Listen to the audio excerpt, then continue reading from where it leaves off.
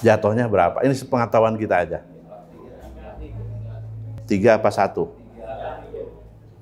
Ya? Iya, saya ceraikan kamu dengan tolak 3 sekaligus. Saking marahnya. Kaget buka WA istrinya, ternyata makanya jangan suka bukain WA istri gitu. Langsung talak 3, jatuhnya berapa? 1. Gimana ini? Di zaman Rasul, di zaman sahabat Abu Bakar, 1. 101. Misalnya, saya ceraikan kamu dengan tolak 100, bukan 3 lagi. Jatuhnya tetap 1. Tapi sahabat Umar kemudian saat menjadi khalifah menetapkan yang menjatuhkan istrinya talak dengan talak 3, maka jatuh 3 sekaligus. Itu di zaman sahabat Umar. Dan ini yang menjadi pegangan mayoritas fuqaha. Walaupun megangnya nggak kenceng-kenceng banget, nggak. Iya. Ada walaupun gitu. Ketika ternyata ada syai'un akhor ya gitu. Datang ke kiai, Ustaz, kiai gimana ini ya? Saya kelepasan ngomong sama istri, ngapsu. Gua cerain lu gitu. 3 kali tuh gitu. Jatuhnya 1 apa 3 gitu. Kiainya kan ditanya gitu kagak enak. Emang situ pengennya berapa gitu. Gitu. Maunya berapa gitu kan? Ya maunya sih 1, saya masih sayang gitu. Kemarin mah kesel aja kan begitu ya. Nah, ada begitu kan? Tapi kalau kita mengacu kepada kemarin ngakunya mazhab Syafi'iyah. Minggu yang lalu ya. Nah, gitu. Iya minggu yang lalu ngakunya mazhab Syafi'i. Sekarang kita uji nih. Ini beneran Imam Syafi'i apa Syafi'i yang lain itu? Sebab kalau mazhabnya Syafi'i yang lain, apalagi Syafi'i yang dari Jogja, lain itu. Syafi'i yang suka naik sepeda itu. Buya Syafi'i Ma'arif. Lain ya. Sahabat Umar yang tetapkan jadi berapa? 3. Ini apa sahabat Umar tentang Rasul?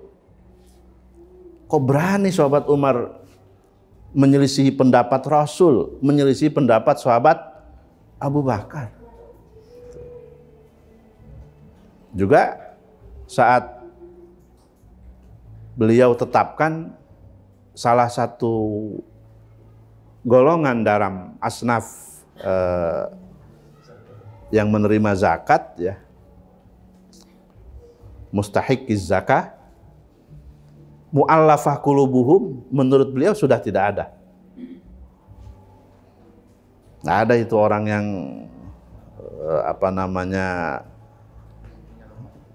imannya dianggap lemah, sudah tidak ada.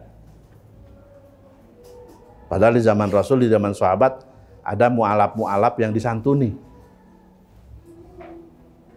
Nah ini pendapat sahabat Umar yang juga sampai sekarang ada yang menerima dan ada yang tidak. Termasuk juga inisiatif beliau tentang pembentukan penanggalan Islam, ya, penanggalan Hijriyah, gitu, yang sekilas minggu lalu saya sampaikan. Gitu. Ini juga merupakan hal yang kontroversial. Pada saat itu penanggalan kan sudah ada penanggalan Masehi, sudah ada penanggalan Yunani, sudah ada penanggalan Cina, dan para sahabat tahu hasanah itu. Bukan tidak tahu. Terlebih penanggalan yang 12 bulan itu kan ditetapkan juga di dalam Al-Quran. Ya, yang menjadi tradisi Arab waktu itu. Tapi sahabat Umar kekeh ingin bikin penanggalan sendiri. Walaupun motifnya apa? Salah satunya agar umat Islam punya identitas sendiri, tidak mengikut identitas milik umat lain. Ya, hanjakalna untuk yang ini nih, apresiasi umat Islam kurang. Saya nggak yakin apal semua nih kalau ditanya satu-satu. Sekarang tanggal berapa Masehi? Hijriah. Mikir dulu. Nah, jauhnya begitu tuh. Tanggal berapa? 26. Kan berapa? Beberapa kan yang jawab. Yang lain pada diam, ini kenapa? Tuh. Hah? Oh, menghormati yang ya. Ada. Oke. Apresiasi kita kurang. Saumur-umur simkuring nyunyuhun sirah. Gitu. Seumur hidup saya belum pernah terima undangan tasyakur ulang tahun kelahirankah, ulang tahun pernikahankah menggunakan titi mangsa hijriah. Jangan-jangan kalau ditanya, Anda lahir menurut penanggalan hijriah kapan? Nggak pada tahu. Hah? Gitu. Jangan-jangan nggak tahu lagi.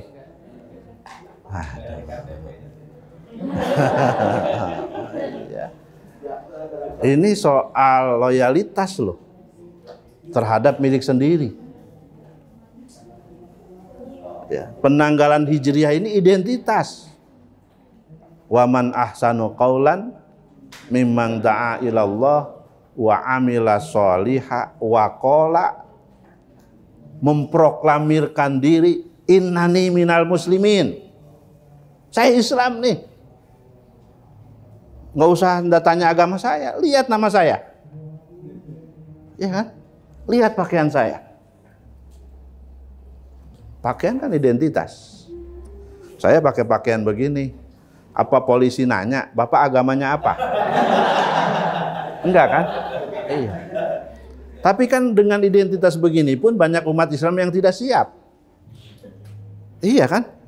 Pakai kopiah, di dia teuing balik ke imah mah. Gitu. Berat nih. Jangan dianggap enteng ini, walaupun nggak sampai 1 kilo beratnya, di kepala serasa 5 ton. Iya kan? Jajal pakai pakaian begini suruh ke mall. Banyak. Gitu. Saya cuman pakai baju koko aja, kondangan sama istri dibilang, Pak salah kostum. Pakai baju koko dibilang salah kostum. Apa urusannya? Tuh. Emang baju koko identitas Islam? Bukan. Dari nama aja kita tahu koko. Iya. Itu pakainya Bruce Lee itu. Iya pakainya. Lihat film Bruce Lee, lihat. Pakaiannya kayak gitu. Dulu diadopsi, dibawa oleh pedagang-pedagang Cina. Kebetulan sama para kiai, para ustadz ya, para buya, banyak dipakai. Ini enak nih buat sholat gitu. Kenapa enak? Kantongnya banyak. Iya, cocok itu. Karena kantongnya banyak gitu. Cocok gitu. Dipakailah oleh para tokoh agama sehingga kemudian baju itu metamorfose jadi baju takwa namanya. Belakangan disebutnya busana muslim, sudah jadi identitas Islam. Ya nanti saya berharap setelah ini kalau ada yang ulang tahun pakai titi mangsa hijriah. Ya, ulang tahun pernikahan pakai titi mangsa hijriah. Nggak apa, lihat di buku nikahnya ada tuh, ada. Nanti kalau punya anak ulang tahun pakai titi mangsa hijriah. Kalau mau ngadopsi nama anak dari penanggalan dari bulan pakai yang hijriah. Bulan apa sekarang? Muharram. Namain anak haram. Haram. Iya kan? Ya enggak lah. cari momen-momen penting di bulan Muharram, apa kan gitu ya. Oh hijrah, Muharram itu identik dengan hijrah, pakai yang ada HJR-nya kan bisa-bisa aja begitu. Kalau anak-anak PKU namain anaknya bulan Mei namanya Meme, bulan Juni Jujun, bulan Juli wah itu mah udah all itu, aduh, orde lama ya. Kita kembali ke basic kita. Kita punya identitas sendiri, pakai penanggalan kita. Nah, baik, ini soal sahabat Umar. Ya. Saya ingin banyak sebetulnya mengelaborasi soal para sahabat, tapi silahkanlah. Ya. Banyak kitab-kitab tarjamah mengenai para sahabat yang kalau kita nggak bisa ngakses dengan Arab, sekarang kan sudah banyak apa? Terjemahnya. Gitu. Saya maklum, karena situasi nggak semuanya bisa mengakses kan ya tulisan berbahasa Arab, ya, saya kira tidak masalah. Gitu. Silahkan, kekurangan itu disiasati, ya. Jangan kemudian diratapi, disiasati saja. Hanya wayahna nu make Google Translate ulah sok gaya-gayaan heula gitu. Iyalah, karena translator itu kan nggak semuanya benar ya. Zauknya beda begitu. Zauk mesin nggak mungkin sama dengan zauk hati. Jadi kalau yang modalnya translate gitu jangan jangan dikedepankan, jangan dijadikan patokan. Berikut Tobaqatus Syafi'iyah kemarin di ini nggak? Di review nggak? Ada? Coba. Satu sampel.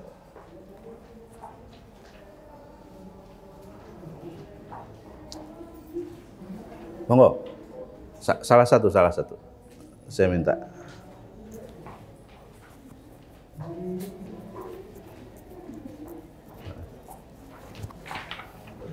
Nah.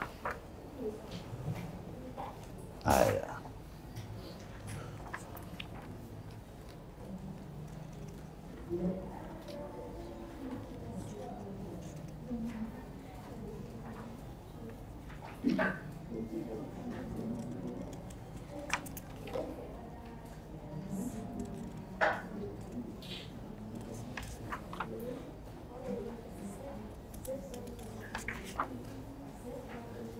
Ya, baik. Ini penting ya, kita bagi kita kalangan Syafi'iyah yang mengaku bermadzhab Imam Syafi'i, memahami tobaqat ini. Kenapa? Agar jangan sampai dalam kita mengambil wajah, ya, wajah itu pendapat, mengambil qaul, ternyata yang kita ambil ini ashabud du'afa, sahabat-sahabat yang lemah, meninggalkan kibarus Syafi'iyah. Kita tinggalkan imam-imam besar dari kalangan mazhab Imam Syafi'i. Nah, kita tahu itu dari sini. Dari mana? Dari Tobaqat.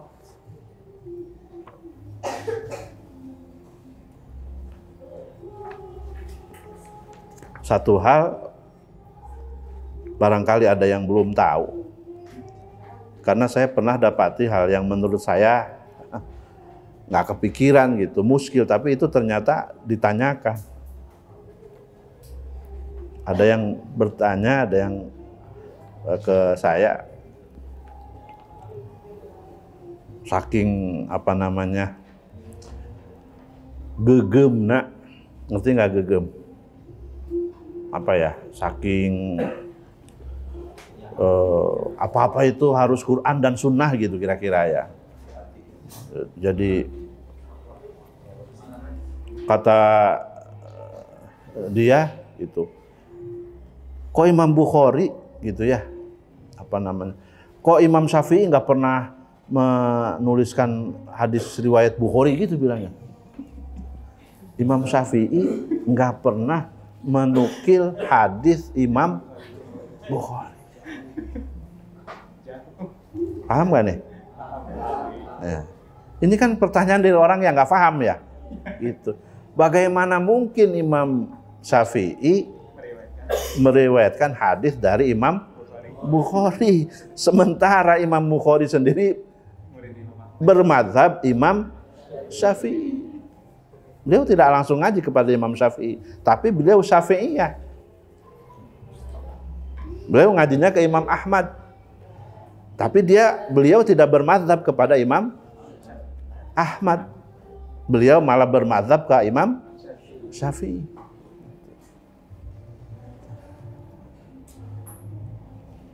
Jadi kalau sekelas Imam Bukhari saja ya, bermadzhab ya, Imam Bukhari loh, Imam Bukhari. Yang kalau sudah Rawahul Bukhari udah dianggap selesai. Ya, sudah selesai gitu. Di kalangan kita udah selesai tuh kalau udah Rawahul Bukhari. Walaupun belakangan ada imigran dari Albania yang tinggal di Saudi ya, berani mengkritisi ya. Dalam hal ini saya apresiasi itu. Imam Syekh Nasiruddin Al-Albani berani mengkritisi bahwa nggak semua kitab Sahih Bukhari itu sahih. Oh, aduh. Di kita kan nggak berani begitu ya. Nggak berani. Nah, kalau sekelas Imam Bukhari saja bermadhab, ya jangan tanya levelnya Imam Syafi'i kalau begitu.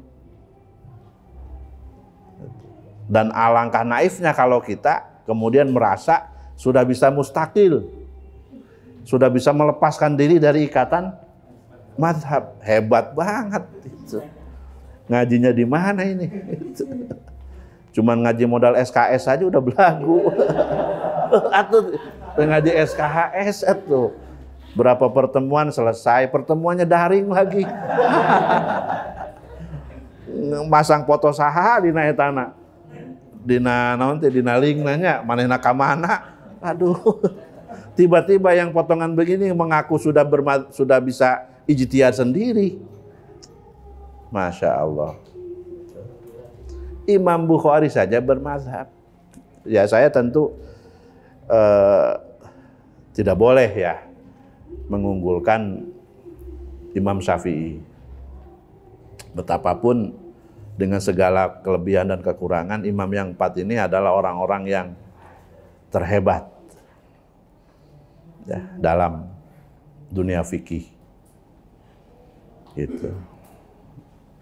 Saya hanya ingin sampaikan, kalau kita betul-betul bermadzhab Syafi'i, ya coba pelajarilah biografi Imam Syafi'i bagaimana. Banyak orang ngamakmum tewauh ka imam nak. Ya kan nggak lucu ya. Silahkanlah pelajari Imam Syafi'i itu bagaimana. Termasuk kenapa kok Imam Syafi'i punya 2 aliran madhab.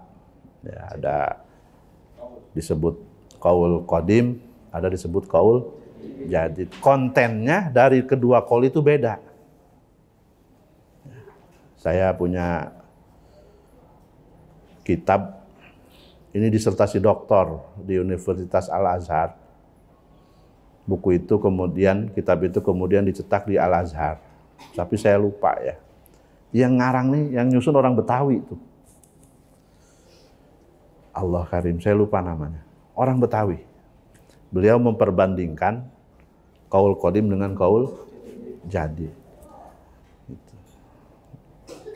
Dalam qaul jadid, dalam qaul qadim misalnya, Imam Syafi'i berpendapat sholat Jumat itu pesertanya ya tidak cukup ya. Dalam qaul jadid itu cukup 4 orang. Tapi dalam qaul qadim 4-nya ditambah 0. Jadi berapa? Kenapa nih bisa berubah begini nih? Apa Imam Syafi'i mencela-mencelek? Gitu. Terbuka pendirian? Dikupas di sana. Nah, silakan dipelajari supaya kita bisa menjadi Syafi'iin yang konsisten. Sapi utulen, ya, sapi utulen. Walaupun ya kita juga nggak boleh merasa kemudian sesuatu karena kita konsisten di di mazhab Imam Syafi'i. Nggak sesuatu juga kalau kita konsisten gitu. Enggak. Biasa-biasa aja gitu. Biasa-biasa saja. Nah, tadi di awal saya tanya, betul kita ini bermadzhab Imam Syafi'i?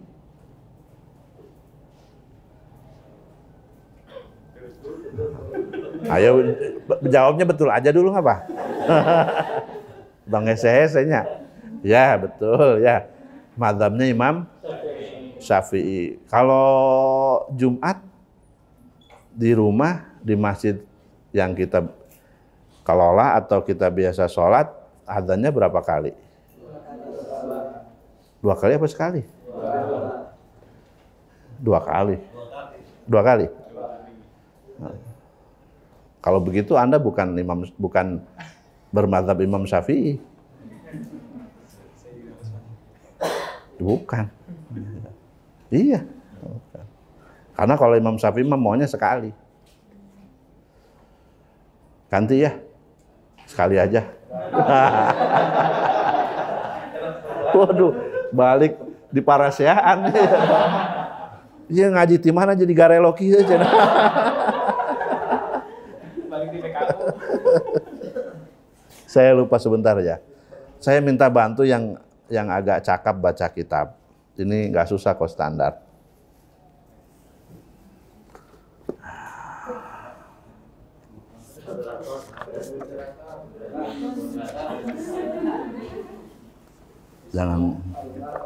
Jangan moderator. Lurah mana lurah? Lurah tampangnya profesor nih udah. Lurah. Oh belum.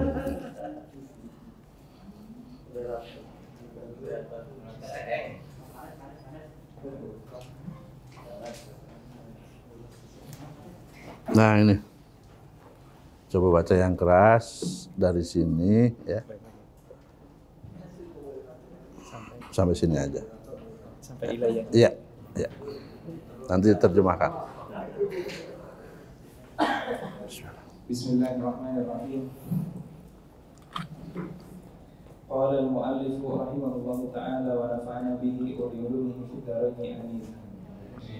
Akhbarana Ar-Rabi'u qala أخبرنا الشافعي قال أخبرني الثقة عن الزهري عن السائب بن يزيد أن الأذان كان أوله للجمعة حين يجلس الإمام على المنبر على عهد رسول الله صلى الله عليه وآله وصحبه وسلم وأبي بكر وعمر فلما كانت خلافة عثمان وكثر الناس أمر عثمان بأذان ثان فأذن به فثبت الأمر على ذلك. قال الشافعي رحمه الله تعالى وقد كان عطاء ينكر أن يكون عثمان أحدثه ويقول أحدثه معاوية والله تعالى أعلم. قال الشافعي رضي الله تعالى عنه وأيهما كان فالأمر الذي على عهد رسول الله صلى الله عليه وسلم أحب إلي. Nah, diterjemah yang terakhir. Statement Imam Syafi'i itu. Qala Syafi'i radhiyallahu ta'ala anhu, Imam Syafi'i radhiyallahu ta'ala anhu mengatakan wa ayyuhuma kana. Saya lupa wa ayyuhuma kana ini. Ya. Wa ayyuhuma kana ini saya lupa. Ya.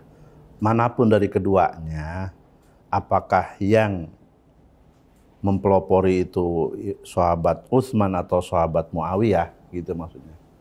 Wa ayyuhuma kana, maka perkara yang manapun dari keduanya, antara yang dipelopori oleh Sayyidina Muawiyah atau Sayyidina Utsman, fal amrul ladzi ala ahdi Rasulillah sallallahu alaihi wasallam, maka yang terjadi pada masa Rasulullah sallallahu alaihi wasallam, ahabbu ilayya, maka itulah yang paling aku cintai. Apa maksudnya? Pendapat yang pernah dilakukan, berarti adzan pertama itu yang disukai oleh Sayyidina. Bukan pertama. Adzan yang satu. Adzan yang satu Yang disukai oleh Imam Syafi'i. Kalau Imam Syafi'i masih hidup, sekarang sholatnya di Masjid Muhammadiyah.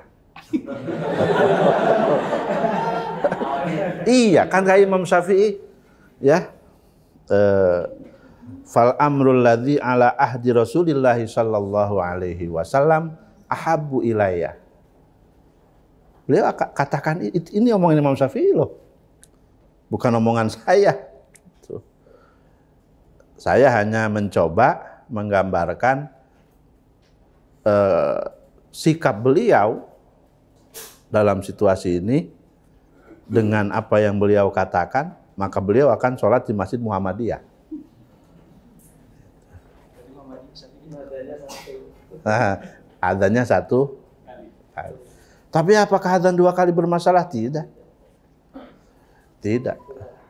Ya, sebab apapun yang ditetapkan oleh sahabat Utsman itu insya Allah bagian dari sunnati Rasulullah. Bagaimana mungkin beliau dianggap ahlul bid'ah? Beliau salah satu orang yang sudah dijamin masuk surga, sembarangan amat. Iya, sembarangan nyela adzan dua kali. Nyela adzan dua kali itu sama aja nyela sahabat Utsman. Emangnya kita siapa?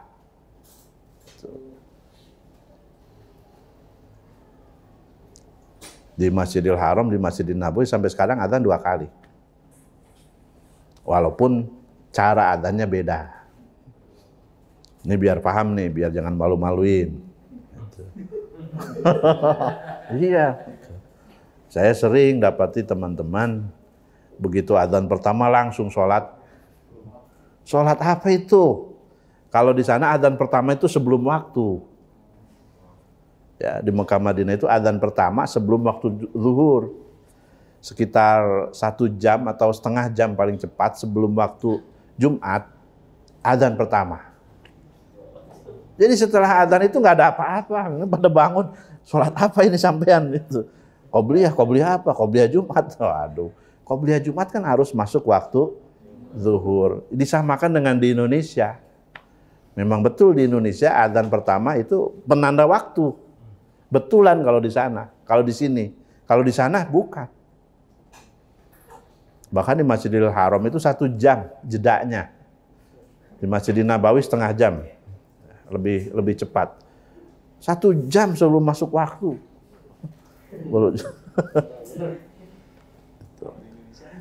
Ya gitu. Jadi saya tidak bermaksud karena ini kemudian teman-teman merubah praktek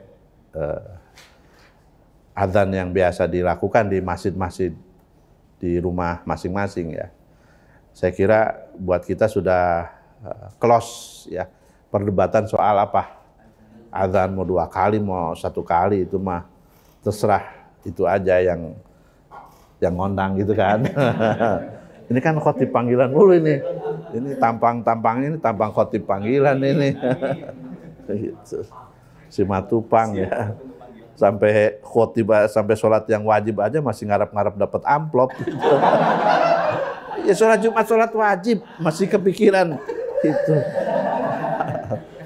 Gitu. Kalau yang temannya Ustadz Rudi kalau dapat undangan 2 itu dipilih. Bukan mana yang duluan ngebel, bukan. Nu biasa nemere amplopna gede mana ya. Aduh. Gagal. Nah, saya hanya ingin menggelitik teman-teman untuk kita ini bisa konsisten. Ya, selagi kita masih bisa iktimad, ya kita iktimad ke Imam Syafi'i. Kita baru lepas dari mazhab beliau untuk hal-hal yang memang kita tidak bisa lakukan.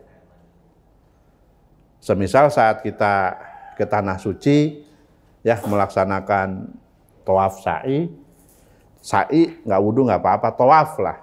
Ya. Saat kita tawaf kan disyaratkan untuk toharoh. Alangkah repotnya kita kalau bersentuhan kulit laki-laki dengan perempuan membatalkan wudu. Itu alangkah repotnya. Nah karena itu disepakati boleh kita intikal, beralih ke mazhab lain. Boleh mazhab Imam Hanafi, boleh mazhab Imam Malik. Ya. Walaupun tentu harus utuh juga. Kalau bermazhab kalau mau pindah ke Imam Malik, ya wudunya harus wudu Imam Malik. Jangan wudunya Imam Syafi'i, nggak batalnya Imam Malik. Kata dua-duanya nggak bener ini. Iya. Cek Imam Malik dianggap nanti wudu, lantaran wudu nanti sah. Cek Imam Syafi'i batal. Kan repot begitu. Iya. Nah, kalau mau pindah ya harus utuh. Satu paket. Ya. Tidak membatalkan wudu. Yang hal-hal yang membatalkan wudu berarti paketnya dengan wudunya. Nah, dan banyak contoh-contoh lain ya. Contoh-contoh lain yang saya kira ini bisa menjadi tolak ukur konsistensi kita. Ya saran saya, kalau yang belum punya kitab Al-Um, beli. Belum bisa beli, download. Iya, kalau fisiknya belum bisa, ya mahal emang ya. Gitu. Berapa ya? Pokoknya di atas 500 lah. Harga kitab kan kalau ratusan ribu itu kesannya mahal banget itu. HP 3 juta enteng. Kalau HP gitu. Kalau biasa ustadz pemula begitu. Iya gitu. Kalau ustadz pemula, ustadzah pemula beli kitab itu bukan prioritas, bukan. Itu padahal mestinya ini modal kita. Dan sekarang kita sudah sangat terbantu kalau kita tidak bisa secara fisik, kita bisa download ya, bisa. Tapi downloadnya yang halal ya. Kalau mau ngambil wifi ya, wifi jangan curi-curi gitu. Tuh, mampir yang punya KP, mampir gitu. Jangan ikut nongkrong aja di KP, ngedownloadin aja, bayar kagak. Baik. Yang saya minta yang ini, yang perempuan, a'lamun nisa. Ada yang sudah yang perempuan, saya minta coba. Ya.